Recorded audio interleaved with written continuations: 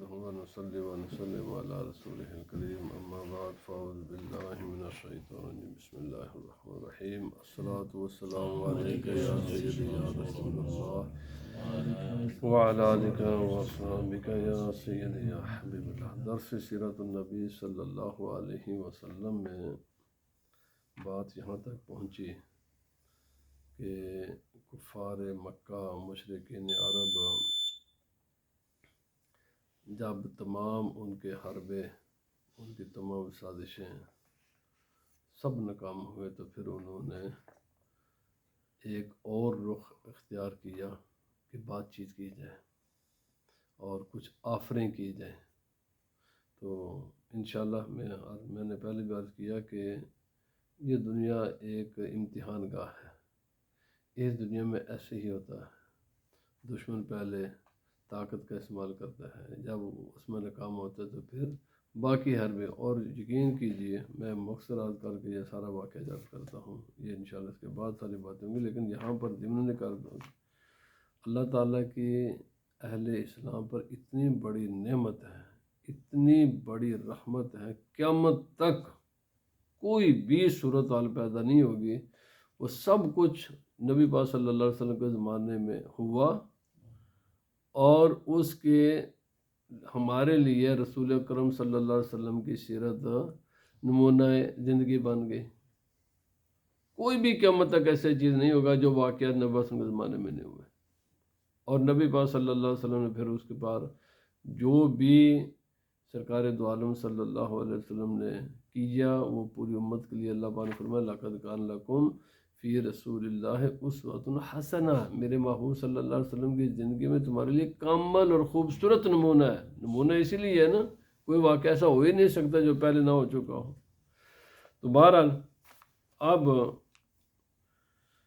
کہتے ہیں کہ جب ثم مدار رسول اللہ صلی اللہ علیہ وسلم فی القراءۃ و عتبۃ یسمع حتی وصل الی قولہ تعالی. جب انہوں نے یہ سب کچھ کیا نا، جو یہاں تک جو واقعات آپ نے سنے، تو نبی پاک صلی اللہ علیہ وسلم نے ان کے جواب میں سورہ حامیم سجدہ کی تلاوت فرمائی کہ تیرے سوالوں کا جواب یہ ہے. جب رسول اللہ صلی اللہ علیہ وسلم پہنچے نا اس آیت پر فَإِنْ أَعْرَضُوا فَقُلْ أَنذَرْتُكُمْ صَاعِقَةً مِثْلَ صَاعِقَةِ عَادٍ وَثَمُودَ.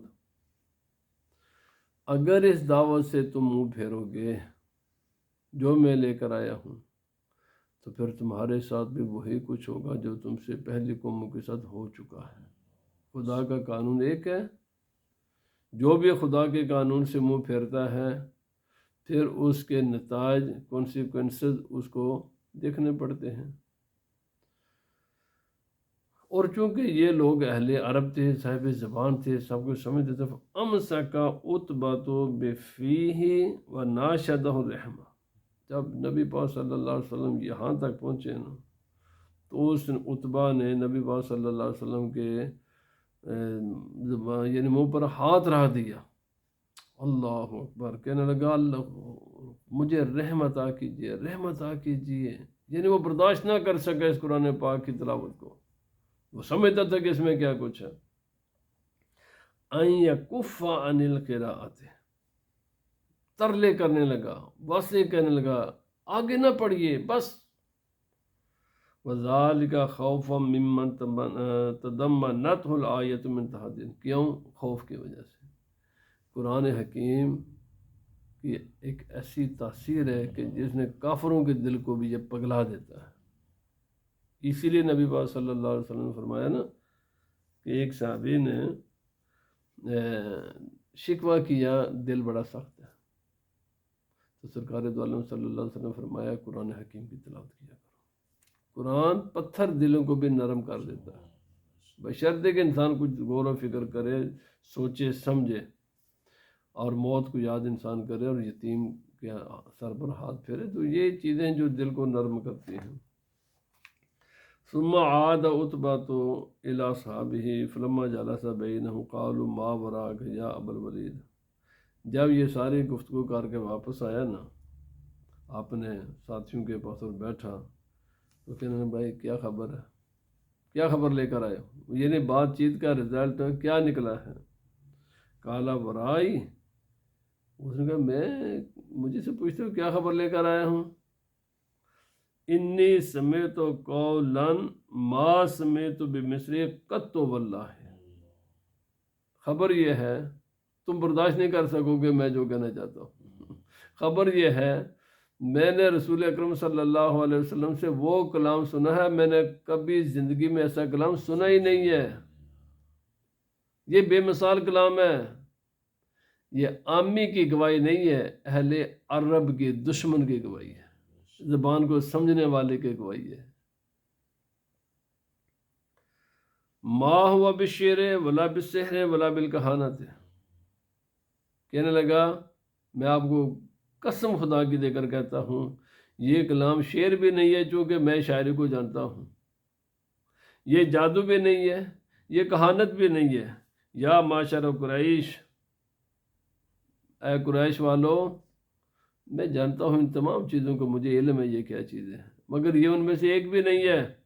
اطیعونی وخلوا بین ھذا الرجل وبین ما ہوا فاعتزلوہ، میری اگر سنتے ہو نا، میری اگر بات مانتے ہو نا، تو رسول اللہ صلی اللہ علیہ وسلم کے راستے سے ہٹ جاؤ، ہٹ جاؤ۔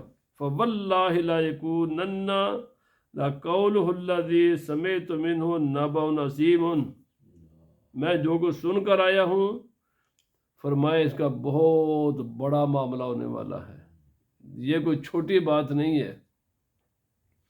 فَإِن تُصِبْهُ الْعَرَبُ فَقَدْ كَفَيْتُمُوهُ بِغَيْرِكُمْ، رہنے دو، تم پیچھے ہٹ جاؤ۔ اگر باقی عرب نے آپ کی دشمنی پر، آپ کی مخالفت پر اترا ہے تو جو تمہارا مقصد ہے وہ خود حاصل ہو جائے گا، یہ چھوٹی بات نہیں ہے، بڑی بات ہونے والی ہے۔ وَإِن يَظْهَرْ عَلَى الْأَرْضِ فَمُلْكُهُ مُلْكُكُمْ وَعِزُّهُ عِزُّكُمْ، اور اگر یہ کامیاب ہو جاتے نتیجے تو دو ہی نکلیں گے، تم ہٹ جاؤ، باقی اہل عرب کو ان کی مخالفت کرنے دو، نتیجے دو ہیں، یا یہ ناکام ہو گئے تمہارا مقصد پورا ہو گیا، یا یہ عرب ناکام ہو جائے گا اور یہ کامیاب ہوں گے، عرب پر کنٹرول حکومت ان کی قائم ہو جائے گی، تو بھائی وہ بھی تو ہماری ہی برادری کے ہیں نا، تو ان کی عزت ہماری عزت، ان کی حکومت ہماری حکومت، اس لیے تم نہ مخالفت کرو، باقی لوگوں کو رہنے دو، تم ان کے راستے سے ہٹ جاؤ۔ اور یاد رکھ لو امام غزالی علیہ الرحمہ نے بھی لکھا ہے، باقی یہ تمام مفسرین اور فلاسفر لکھتے ہیں، اور یہ حقائق ہیں، ہر انسان اس کا تجربہ کر لے۔ ہر حق والے کو سب سے پہلی مخالفت اپنے گھر سے ہوتی ہے، اپنی برادری سے ہوتی ہے، اپنوں سے ہوتی ہے۔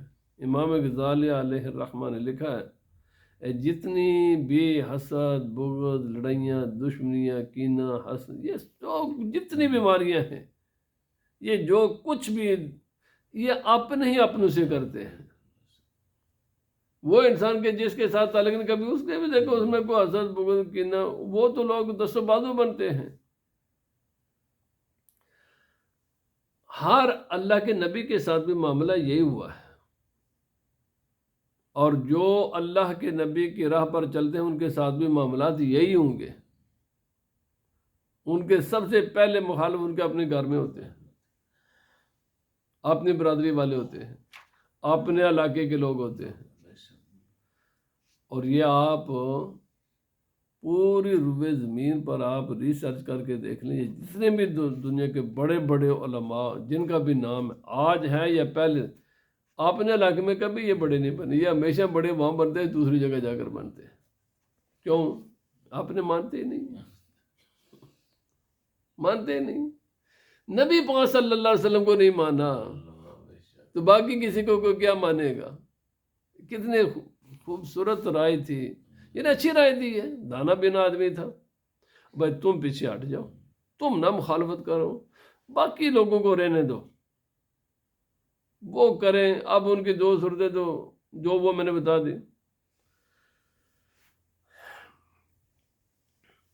ثم عاد عتبہ، اچھا قال سحرک واللہ یا ابا الولید بلسانہ،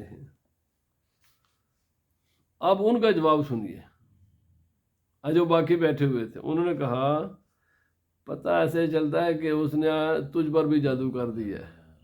یہ انسان، شیطان جب خاموش نہیں ہوا تو کوئی باقی کیا انسان خاموش ہوگا؟ جب اللہ پاک نے فرمایا سیدہ کہ کیوں نہیں کیا، چپ تو نہیں نا ہوا، اس نے اپنی غلطی تو نہیں مانی۔ کبھی بھی انسان یہ نہیں کہ جو یعنی جواب بھائی جواب ہر بات کا ہی ہوتا ہے۔ جب ایک انسان انکار کرنے پر اتر آئے تو ہزار الفاظ اس کے پاس موجود ہوتے ہیں۔ اب ان کے پاس اس نے تو بڑی صاحب رائے دی نا، مطلب کفر پر رہتے ہوئے بھی بڑی صاحب تھی یہ، اگرچہ ویسے تو یہ رائے بھی نہیں تھی، ویسے تو اس کی رائے ٹھیک نہیں تھی، لیکن اگر بات کفر پر بھی قائم رہے تو رائے یہ ٹھیک تھی اس کی۔ انہوں نے کیا کہا کہ اس نے تجھے بھی جادو کر دیا۔ کالا ہاذا رائی فیہ فسن ما بدالک، عقل مند ایسے ہی ہوتے ہیں۔ اس نے کہا بھائی یہ ہے میری خالص رائے، یہ ہے میری اوپینین، اگر نہیں مانتے تو جو تمہارا دل کرتا نا وہ کرو، میری رائے یہی ہے جو میں نے بتا دیا ہے۔ امام طبری اس واقعہ کو ایسے نقل کرتے ہیں کہ مشرقین کا ایک گروپ تھا، ان میں ولید بن مغیرہ، عاص بن وائل یہ آئے، اور یہ ایک مرتبہ کا واقعہ نہیں، یہ کئی مرتبہ ایسے واقعات ہوئے۔ فعارضوا علی رسول اللہ صلی اللہ علیہ وسلم یؤتوہ من المال حتی یکونوا اغناہم۔ ولید بن مغیرہ اور عاص بن وائل یہ آئے اور ان کے سے ایک گروپ آیا، نبی پاک صلی اللہ علیہ وسلم سے آ کر کہنے لگے کہ آپ یہ جو سارا معاملہ کرتے ہیں تو اس کا مقصد کیا ہے؟ اگر ہے مال دولت جمع کرنا، ہم آپ کو اتنا مال دیتے ہیں کہ آپ سب سے غنی امیر ترین فرد بن جائے گے عرب کے۔ وَأَن يُزَوِّجُوهُ أَجْمَلَ أَبْكَارِهِمْ عَلَىٰ أَن يَتْرُكَ شَتْمَ آلِهَتِهِمْ، اور اس کے ساتھ ساتھ یہ بھی آفر ہے کہ ہم عرب کی خوبصورت عورت سے آپ کا نکاح کراتے ہیں، لیکن اس کے بدلے میں آپ کو ہمارے جو خدا ہے نا ان کو برا کہنا چھوڑنا ہوگا۔ جواب یہ ہے کہ جو بتوں کے مذمت ہے نا اس سے ہٹنا ہوگا، اور آپ جو کہتے ہیں کہ بھائی ہماری عادتیں خراب ہیں، اور بھائی کبھی ہمیشہ لڑائی، کبھی کسی کے جسم میں بھی کوئی آپ نکالا، لڑائی ہوتی ہے عادتوں پر ہے، صفات پر ہے، جسم پر بھی کبھی کوئی باتیں ہوتی ہیں، عادات ہیں، صفات ہی وجہ خوبیاں ہوتی ہیں یا خامیاں ہوتی ہیں۔ تو جو آپ یہ جو ہمیں کہتے ہیں نا ہم بیوقوف ہیں، ہماری عادتیں بیوقوفوں والی ہیں، ہمارے عقیدے بیوقوفوں والی، یہ نہ کہو، اب یہاں میں بیوقوف کہنا چھوڑ دو۔ فلما رفض الا دعوت الحق الذي بعث به، اچھا جب نبی پاک صلی اللہ علیہ وسلم نے فرمایا ان میں سے ایک کام بھی نہیں ہو سکتا،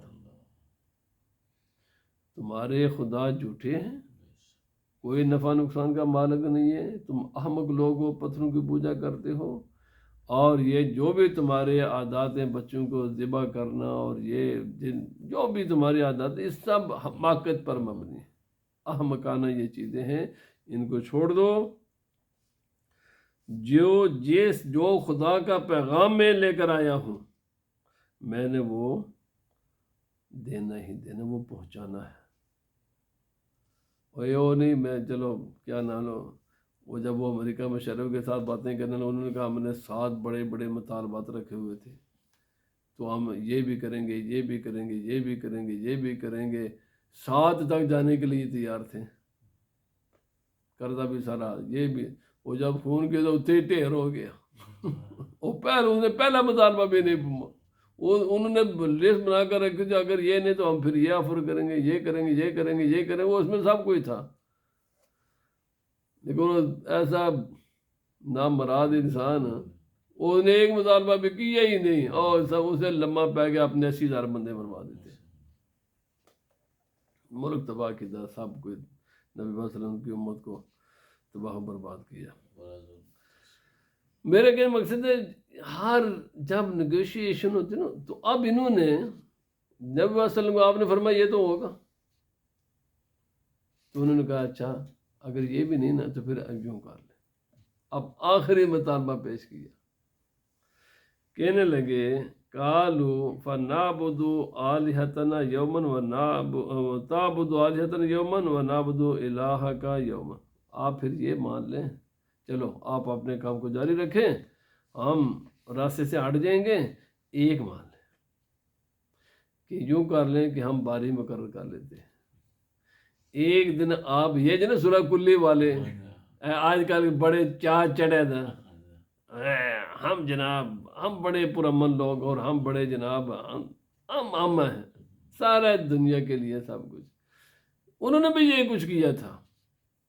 سب میں نے پہلے عرض کر دیا قیامت تک کوئی ایسا رخ بنتا ہی نہیں کہ جو نبی صلی اللہ علیہ وسلم کے ساتھ ہوا نہیں ہے. کہنے لگے جو کریں نا، ایک دن آپ ہمارے ہاں آیا جایا کریں اور ایک دن ہم آپ کے آئے تھے. کدے تسی ساڈے آیا کرو تو کدے اسی تواڈے جایا کریں گے. یہ کچھ ہے نا. میلاد کا جلسہ سارے کافروں کو کٹھا کیتے بڑا فخر کرتے. اللہ کے بندو، نبی صلی اللہ علیہ وسلم کا میلاد ہے. نبی صلی اللہ علیہ وسلم ساری زندگی تو اسی کفر شرک ان باطل پرستیوں کے خلاف تو آپ نے سب کچھ کیا ہے جن کو تم آج اسٹیجوں پر بلاتے ہو. فرفض ذلک الا نبی صلی اللہ علیہ وسلم اس مطالبے کو بھی رد کر دیں. اسلام میں یاد رکھ لیں علماء نے آج کبھی نا داتا صاحب نے بھی لکھا ہے تمام علماء صلح کلیت کی کوئی گنجائش نہیں ہے، کوئی گنجائش نہیں. اگر اسلام میں کوئی صلح کلیت کی گنجائش ہوتی نا تو نبی پاک صلی اللہ علیہ وسلم ان مطالبات کو قبول فرما لیتے. ساری زندگی صحابہ کرام نے اتنی بڑی قربانیاں دی ہیں نا. اگر صلح کلیت کی کوئی گنجائش ہوتی ہے نا اسلام میں تو آج کے حالات سے کوئی کم از کم 1000 نہیں تو لاکھ گنا زیادہ مشکل حالات تھے اس وقت.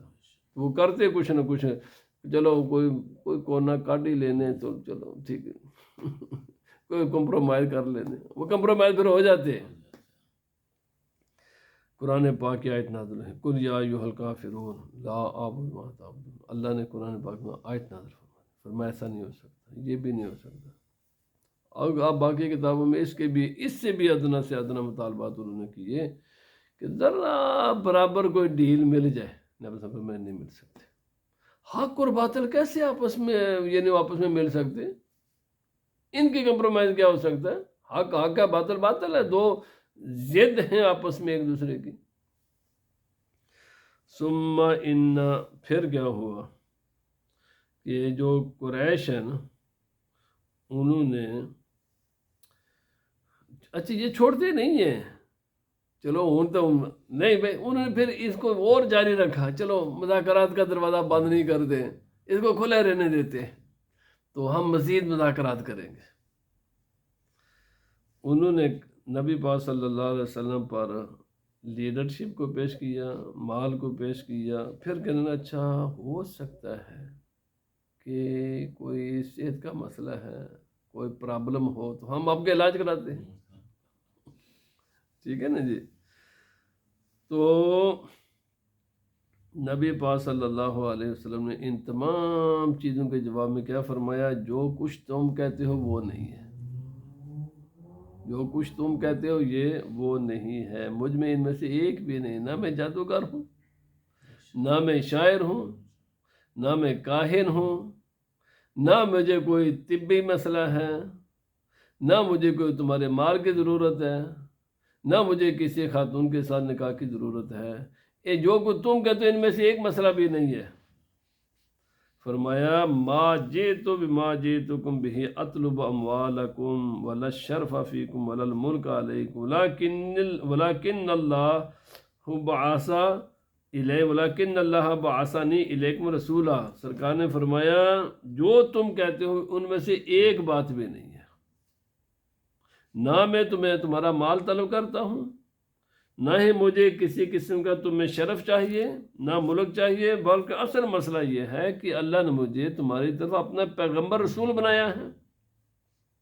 وَأَنزَلَ عَلَيَّ كِتَابًا، اللہ نے مجھ پر کتاب نازل کی ہے. وَأَمَرَنِي أَنْ أَكُونَ بَشِيرًا وَنَذِيرًا، اللہ نے مجھے حکم دیا ہے کہ تمام نیکوکاروں کے لیے خوشخبریاں کلیئر بیان کر دو.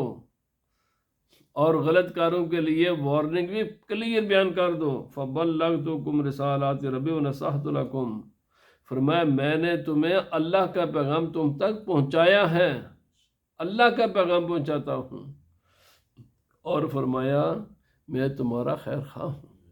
ہاں، یہ کا مطلب یہ بھی نہیں ہے میں اس میں تمہاری خیر خواہی ہے، تمہاری بہتری ہے. اگر تو میرے اس پیغام کو قبول کر لو گے تو اس کا نفع اس دنیا میں بھی ہے اور آخرت میں بھی. یاد رکھ لیں. میں بعض لوگ سمجھتے ہیں یہ دین بس یہ آخرت کے لیے، چلو وہاں پہنچے گا تو دیکھا جائے گا. یا بھائی ایسی بات نہیں ہے. دین کے جو ثمرات ہیں، جو منافع ہیں، جو اس کا فائدہ ہے، وہ اس دنیا میں بھی ہے، اگلی دنیا تو اس میں تو اس کا سوا ہی نہیں ہے. وہ تو صرف راستہ ہی ایک ہے، اور اس کے بے انتہا فائدے اس دنیا میں بھی ہیں. فرمایا حظکم فی الدنیا والآخرہ. اس کا اس دنیا میں بھی نفع ہے، اس دنیا میں بھی نفع ہے. دین پر چلنا نفع ہی نفع ہے، فائدہ ہی فائدہ ہے. وَإِن تَرُدُّوهُ عَلَيَّ أَصْبَرُ لِأَمْرِ اللَّهِ حَتَّى يَكْمُلَ بَيْنِي وَبَيْنَكُمْ. فرمایا اگر تم میری اس دعوت کو رد کر دو، قبول نہ کرو، تو میں صبر کروں گا. کب تک؟ جب تک کہ اللہ تعالیٰ تمہارے درمیان اور میرے درمیان فیصلہ نہ فرما دے. فیصلہ ہو جائے گا. فَقَالُوا لَهُ فَإِن كُنْتَ غَيْرَ قَابِلٍ مِنَّ شَيْءٍ مِمَّا عَرَضْنَا عَلَيْكَ فَإِن.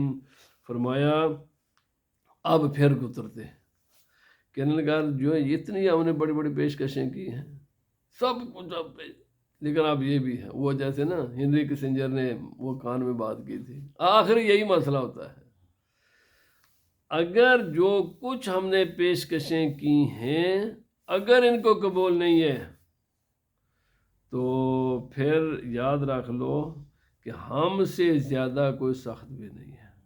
ہم آپ پر یہ شہر تنگ کر دیں گے. آخر یہی کچھ ہوتا ہے. اور لا اکلا مان ولا شدہ عیشن منا. ہم آپ کا پانی، روٹی پانی ہے، آخر یہ ہے سینکشنیں لگ دیا نا.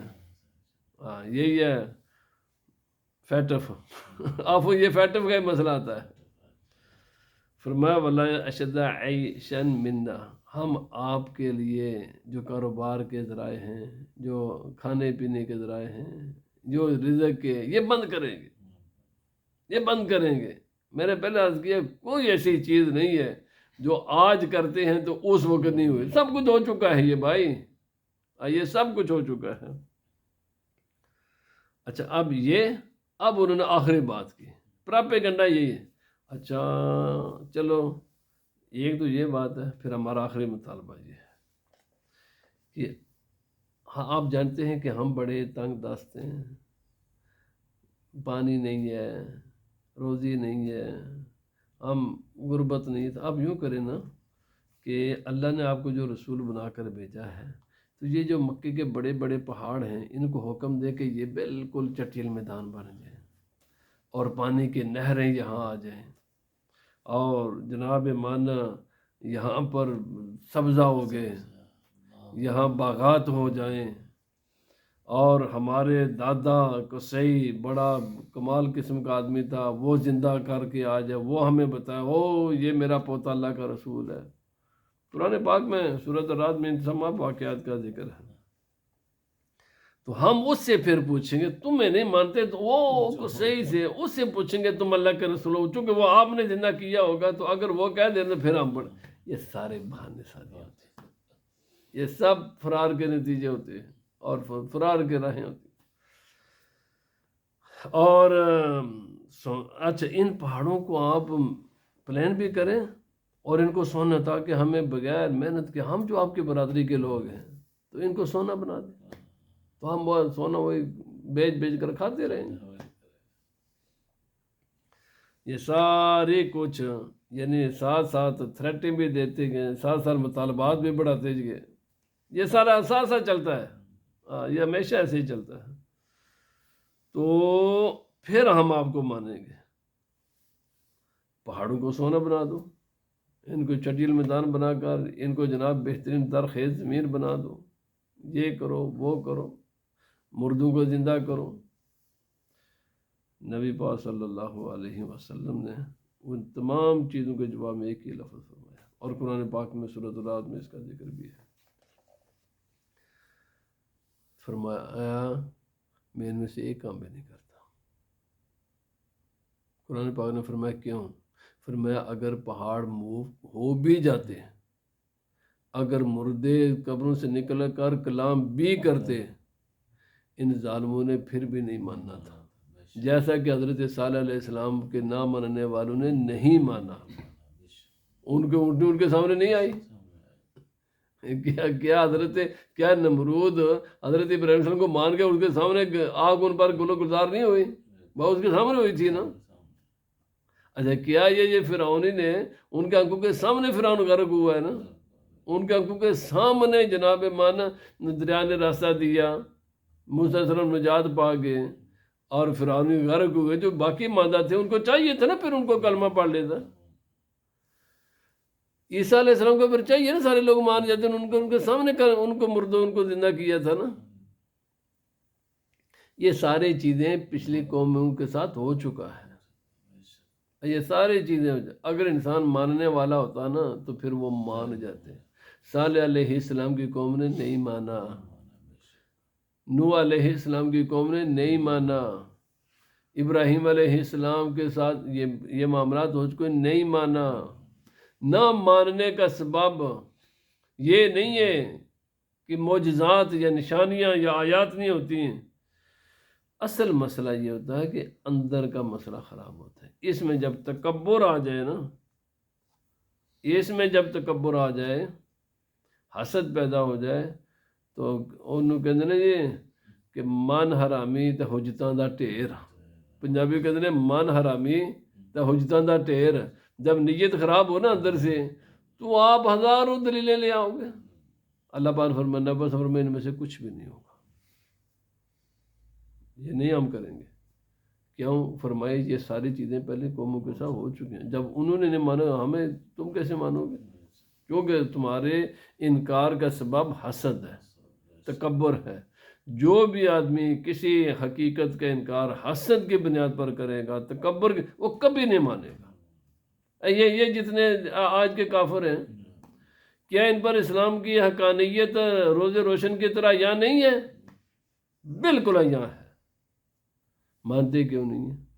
اب 1000 سال مسلمانوں نے حکومت کی ہے نا انڈیا پر، تو سارے مسلمانوں نے آنکھوں کے سامنے دیکھا نا، انہوں نے ہر چیز کو اپنے آنکھوں کے سامنے دیکھا ہے مسلمانوں کو، اسلام کو۔ یہاں پر مسجدیں نہیں ہیں، آج سمجھے آ کر او بھائی کیوں نہیں؟ حسد اور تکبر، یہ ہے وہ بیماریاں کہ جو انسان کی راہ میں رکاوٹ بن جاتی ہیں۔ آخری بات،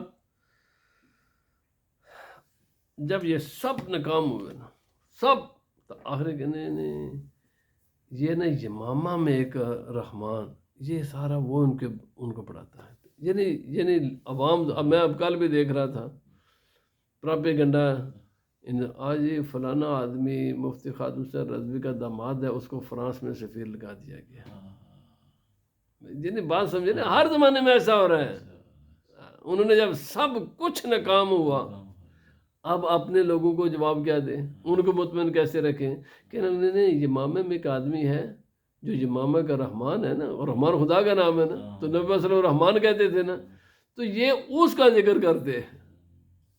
یاد رکھیں، جب وہ کہتے ہیں جی من حرامی تے حجتاں دا ٹھیر، جب اندر خراب ہو تو پھر نہ ماننے کے ہزار آپ کے پاس الفاظ موجود ہیں۔ یہ وجہ ہے، یہ شیطان کو نہیں مانا تو کیا خدا تعالیٰ اللہ رب العزت کے کیا نا بہتر جناب بھائی، نہ ماننا یہ ضروری نہیں کہ نہ جو مانتا ہے اس کا سبب کوئی اور، اس کا سبب ایک یہ چیزیں بھی ہوتی ہیں۔ تو اگر جب انسان، اسی لیے امام غزالی علیہ رحمہ تمام ائمہ نے لکھا ہے، حسد اور تکبر ایک ایسی بیماری ہے، اس کا علاج خود انسان ہی کے پاس ہوتا ہے، کوئی خارجی اس کا علاج نہیں ہے۔ حسد اور تکبر کا خارجی علاج نہیں ہے، یہ خود انسان ہی کو نکالنی ہوتی ہے یہ چیز اپنے دل و دماغ سے، ورنہ یہی چیزیں رکاوٹ بنتی ہیں حق قبول کرنے میں۔ اللہ پاک ہمیں حق اور سچ اور صداقت کو قبول کرنے کی توفیق عطا فرمائے۔